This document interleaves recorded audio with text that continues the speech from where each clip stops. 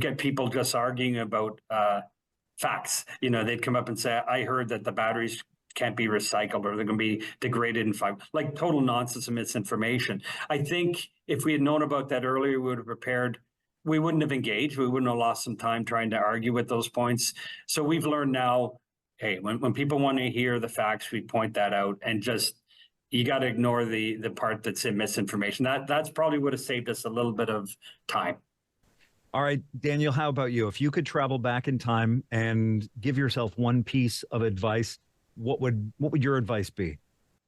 I have to admit, the first thing I thought when I heard that question was to buy Tesla stock back in 2010. That's actually the first thing I thought of, too. Buy Tesla stock, for sure. But okay, that's the first thing you would tell. You're allowed to give yourself two pieces of advice. What's the right? I think the other thing would be to if I'd go back, let's say 10 years or a little bit longer, would be to believe that the EV revolution was going to happen. I think that would be the advice I would give myself. It was sort of, we're still early days today, but it would have been nice to know that 10 years ago as well, and to actually double down on it back then. And I think that there's it was hard for people like my brother to explain that when he first got involved in this. And he would drive around his Nissan Leaf and see how fast it is. I can zip ahead of the Mustangs and etc. back in his old car, and it's so quick. And so much fun, and to just know that the technology would catch up, the battery technology would get to where it is today, where you have enough range, we're charging, you can now charge a vehicle often in 20 minutes, so just to have faith that those things were coming back then, I think that would have been very helpful. Well, I am very excited about where this is all going to go, and I'll be watching very closely the future of EVNet. Daniel, Daryl, I thank you both so much for your time, and appreciate you joining me. Thanks so much, Ken. I really enjoyed the conversation, and I hope we get to connect, as the industry evolves a little further. Thank you so much, Ken. Really appreciate it. My thanks to Daryl Croft, president and co-founder of Electric Vehicle Network, and Daniel Hart, co-founder of EV Angels. Idea to Investment is sponsored by TD Ferreira Wealth Advisory Group and is made possible by Tech Alliance of Southwestern Ontario. If you'd like to learn more about Tech Alliance and the resources available to entrepreneurs and startups, go to techalliance.ca. My name is Ken Eastwood. Thank you so much for joining me.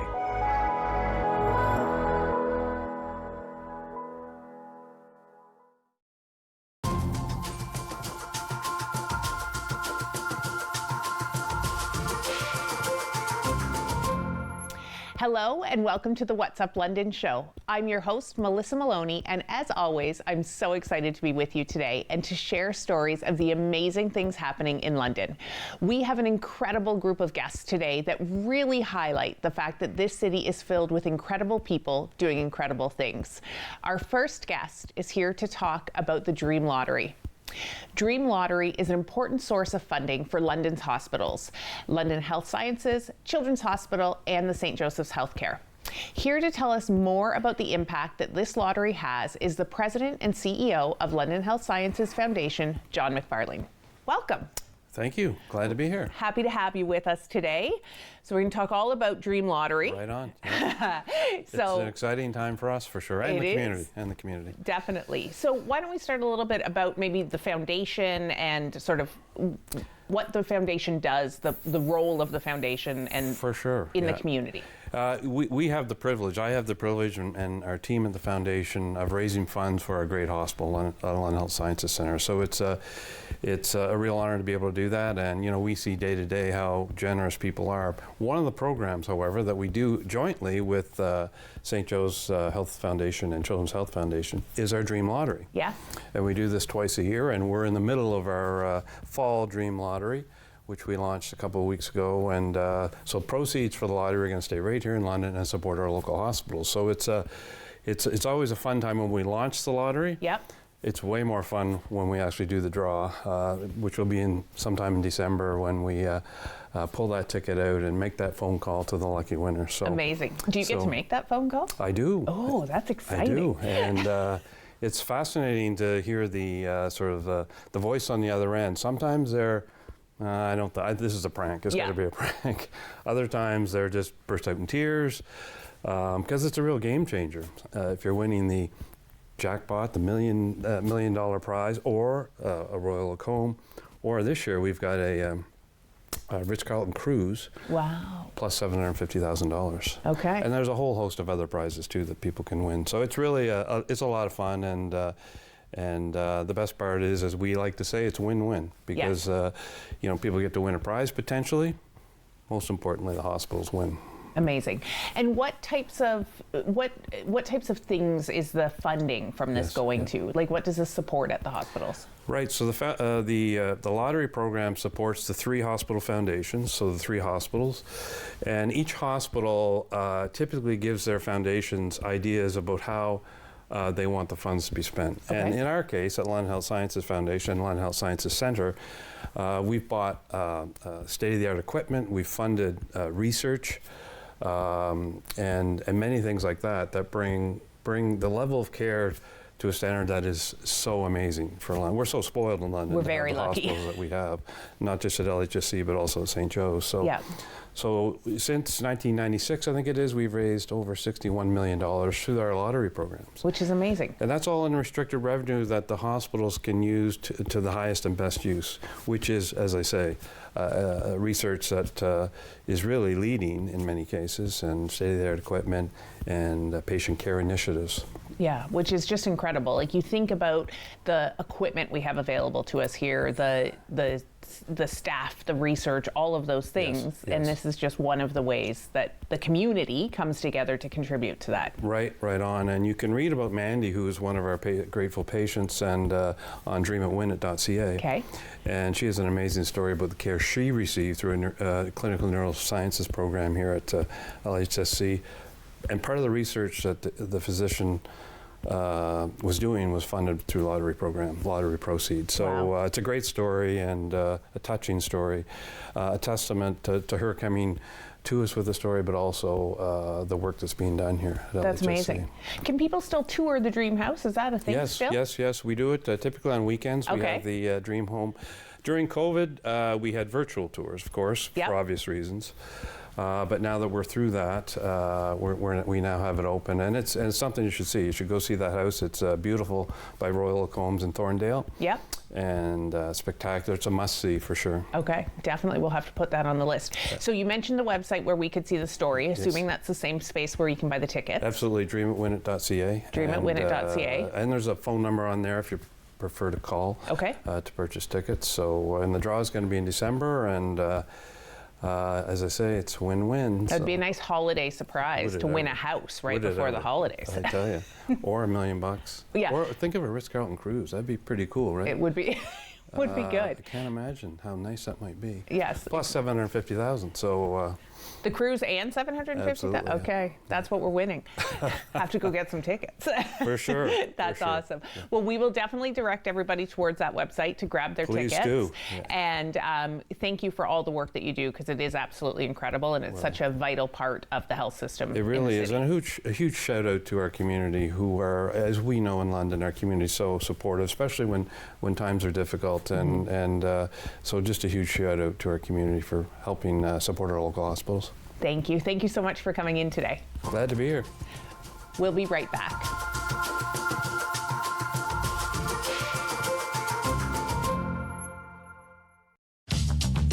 This program is brought to you by Ignite TV. Now you're in command. Visit Rogers.com for more details.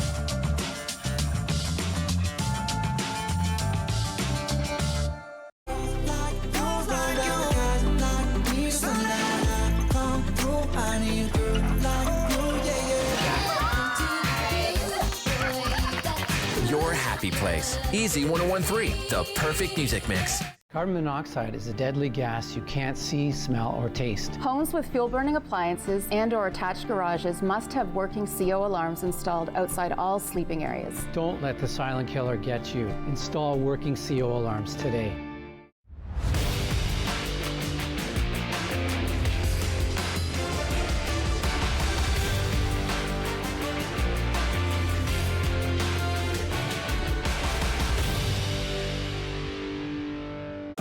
These days at your local Legion, we're marching to the beat of a different drum.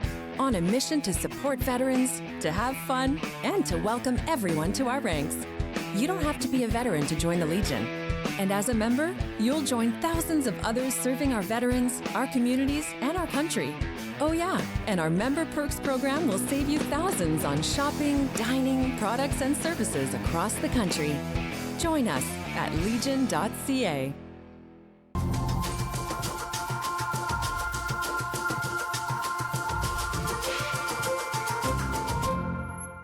Our next guest is here to talk about an amazing organization that has been in our community for 150 years.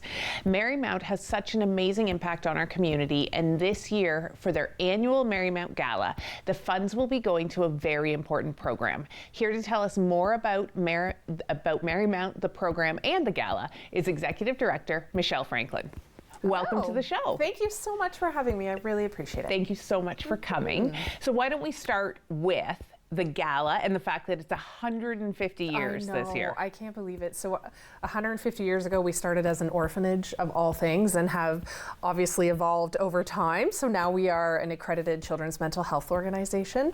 So our Gala is November 14th at the Hunt Club, and all of the funds raised go to a specific program. So it's called our Skyscrapers program, and it's part of our child mental wellness program. It services kids aged 4 to 12. Okay. We have 18 beds, and we will take kids that are experiencing some sort of mental health challenge or crisis in their family, and we can accommodate up to 18. So it's a short term. So our staff are trained in strength-based approaches and trauma-informed approaches, so that we're really offering a therapeutic environment for kids to feel understood, accepted. They can really explore their thoughts and feelings. And it is short term. So we offer, the goal of the program is to offer de-escalation and stabilization, mainly, and then when the child's doing well or has met their plan of care, so everyone has an individual plan of care, then we would refer them to other services either within Merrymount or externally as well. So obviously such a critical need right now, especially for community, and even when you say the age that you're servicing, it's scary, and it's something that's so important. I'm picturing being the parent in that situation. Absolutely. So how does somebody engage with Merrymount when they're looking to get involved with and get some extra support? Yes, that's a great question. So actually I should clarify that the program that the Gala is fundraising for is ages 4 to 12, but we do service birth to 12 in our variety of our other programs. But you can call and speak to an intake person that is able to listen to your story, to provide you with information, figure out if you're eligible for our services or not, or check our website, which is www.merrymount.on.ca. Okay. Mm-hmm. And if we swing to the Gala, which is a super fun evening, I am sure, is there anything special planned since it's your 150th anniversary? Well, we're trying to pull out some old pictures. We have some really cool pictures from when it was an orphanage. I think it's just amazing that it's been around that long. We have some fun games, entertainment. There's a silent auction. Nick Paparella is our MC. So it's just a great night and such a great cause. I mentioned to you earlier that I've only been with Merrymount for 9 months, and I just feel so privileged to be part of such an amazing organization doing such great work. As you alluded to, there's such a need in our community. People just don't know where to go. Yes. So when it started as an orphanage, and I know that you're newer to the organization, so I apologize if I'm putting you on the spot. Okay. But when it started as an orphanage, was it just straight care for kids in London? Do you know? I believe so. Yeah. I believed so. And it's just evolved over time. So, and we've moved a few different times, obviously, and we're now on Colburn Street. And I think we've downsized as well. So, I think initially we had several beds, and now we have 18. Okay. And they're specifically for children within that certain age group. Which makes sense. Yeah. And I'm going to assume the Gala is probably one of your large fundraisers for the year. It is. It is. We do receive some ministry funding from a couple of different ministries, but we do have some unfunded portions of our program, and that's what this fundraiser is for, to cover those costs that aren't covered. And there's lots of expenses in running a place where children are staying overnight, and additionally we have several other programs. But yeah. Amazing organization. Amazing. Yeah. So where can people get tickets to the Gala? Oh, perfect. Our website's probably the easiest. Okay. So merrymount.on.ca is probably the easiest, or by calling our office, either way. Okay. We would love to have as many people as possible come and celebrate with us. It's such a great occasion. Definitely. Well, we will make sure to get the word out for you. Thank you so much for coming in today. Thank you. Thanks for having me. We'll be right back.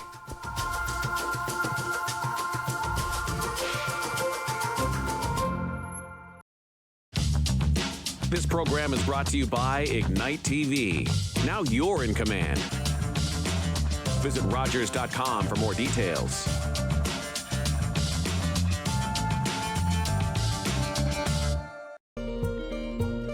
Hi, I'm Kathleen from Hiking with Kathleen. Please join me this season where I bring you on my great adventures of hiking, paddling, and camping. And I bring you up close to wildlife as I see them on my hikes. Think before you say it. Don't wind up like me. Imprisoned by your tongue. Doing 1 to 3. Is that with good behavior? Hey, I'm Scott Navarro, a producer here at Rogers TV, and I just want to say thank you to all the volunteers that we have that put on our shows. Whether that's hosts in front of the camera or volunteers behind the scenes, we couldn't do it without you, so I just want to say thanks.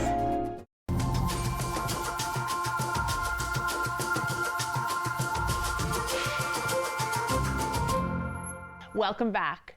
Our next guest is here to share with us so many amazing things she has on the go to build wellness and community together here in London, including seasonal activity workshops, a month of gratitude, and more. To share more about these things, please welcome Jess Jones, founder and lead recreation therapist at Jess Jones Recreation Therapy.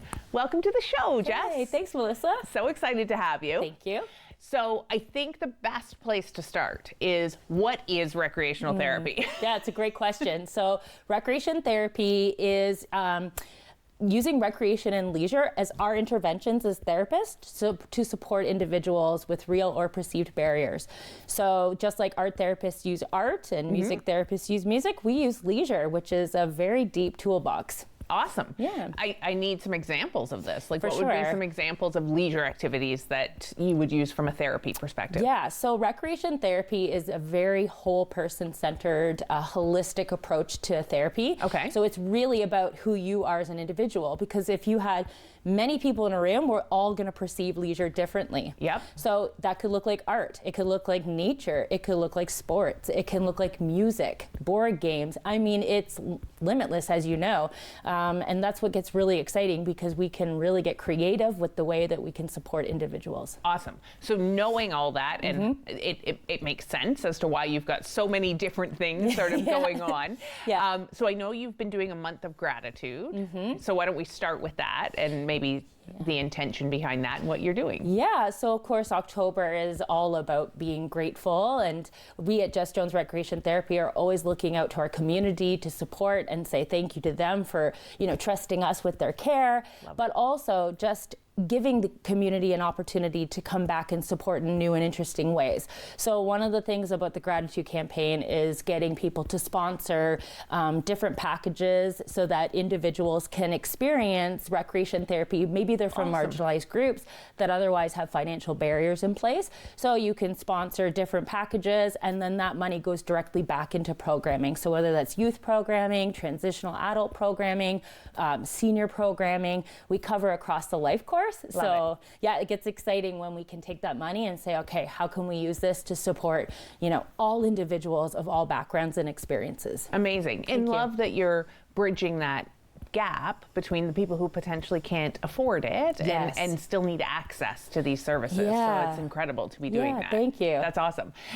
So I know you've got some programming for younger kids as well. So do you want to maybe talk about some of that? Yeah, so of course we really stand behind our life course programming. So we start programming, before birth, right from pregnancy, but right across that lifespan. So 0 to 108 is our oldest client. Really? Yeah. I love that.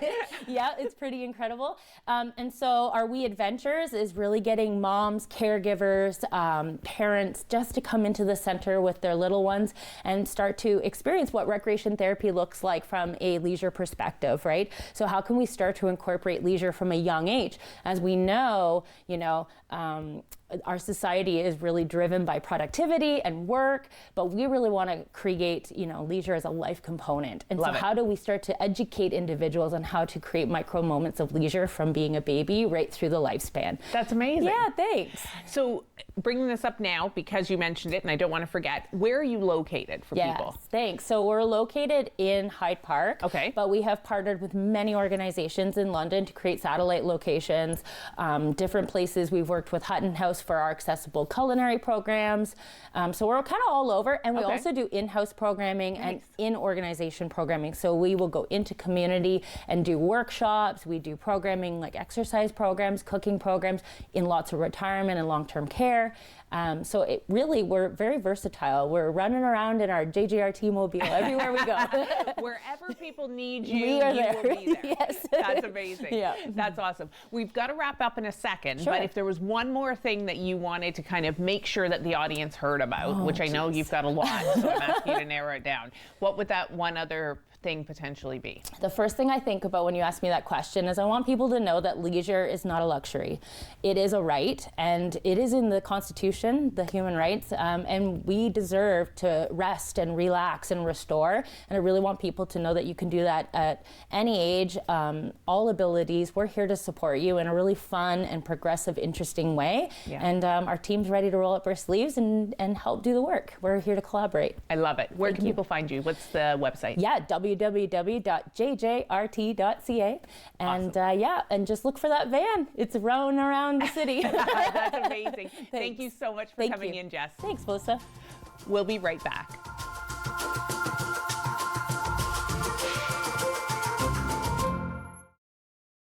October 5th, 2014, my daughter was hit by a train. She was walking along the sides of the tracks, and it shattered her world.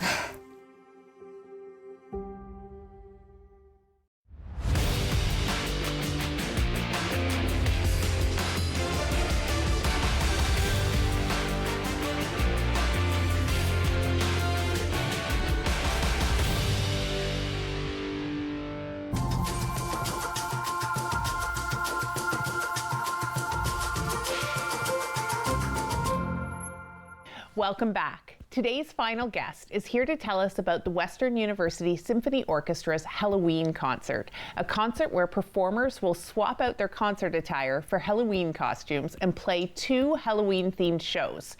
To tell us more about this is the Symphony Orchestra director, Simone Elti, from the Faculty of Music at Western University. Welcome to the show. Thank you so much for having me here. Thank you so much for being here. Yeah. So tell me a little bit about the concerts. I'm very excited about this idea. Okay, as you just said, it's a concert that is so welcome from all our students. We have an amazing group of students, about 80 people playing in the Wow. orchestra. And the concert is repeated twice because it became very popular. It's about 4, 5, 6 years that we are doing this concert during Halloween time. So it goes on October 31st at 7:30 p.m. and we repeat the same concert on Saturday, November 2nd at 3 p.m. Awesome. in Paul Davenport Theatre at Talbot College at University in the Donwright Faculty of Music. And it's a very popular concert. We are doing all music that recalls Halloween theme. And the students, instead of coming in the usual concert black attire, they come dressed as they want in Halloween theme. So last year we had a tuba player who was dressed as a gorilla. She had to remove her gorilla head to play, but the rest was there. And some Disney theme for the violas, strings were, the violins were all in different costume. It's really very funny. I get to dress on something as well. I'm sure. I'm not sure yet what to do.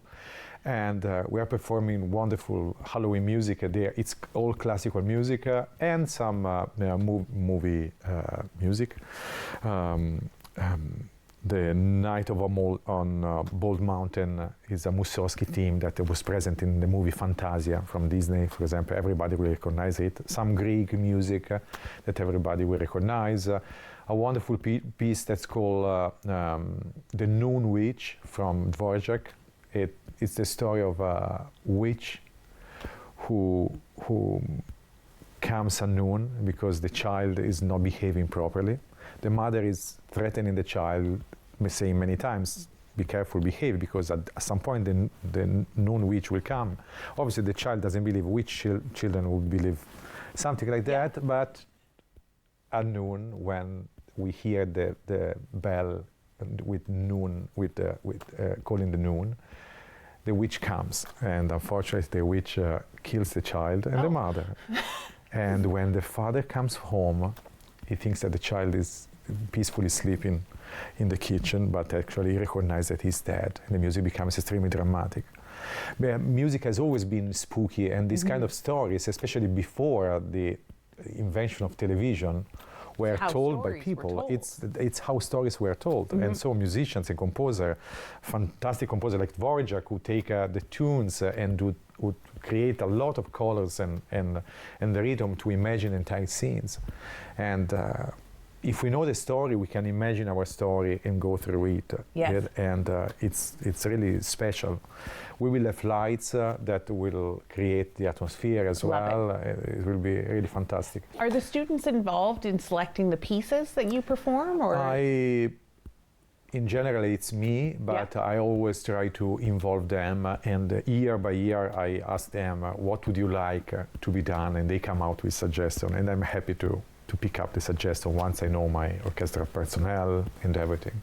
And they are really happy to be involved in that. That's absolutely awesome. Are most of is everybody in the symphony a student then?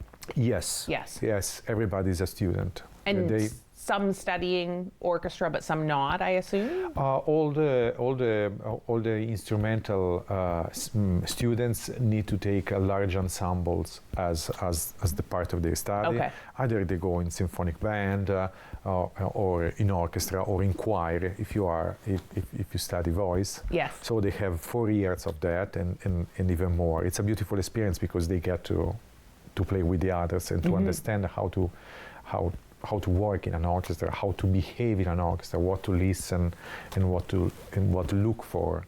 It's a really beautiful experience to be prepared for the professional world. If that happens. Yes, that's amazing. Yeah. So, and we have to wrap in a second, just sort of thinking about what you just said, because you mentioned the people who are studying voice. Are there singers? It's part of this performance, or is this mainly instrumental? The singers are not part of the symphonic orchestra performance, but they can come and do opera. And we do three productions of opera at West, and we will do Fledermaus at the end of November. Amazing. Magic Flute in March, and the Gala in the Gala show at the beginning of February.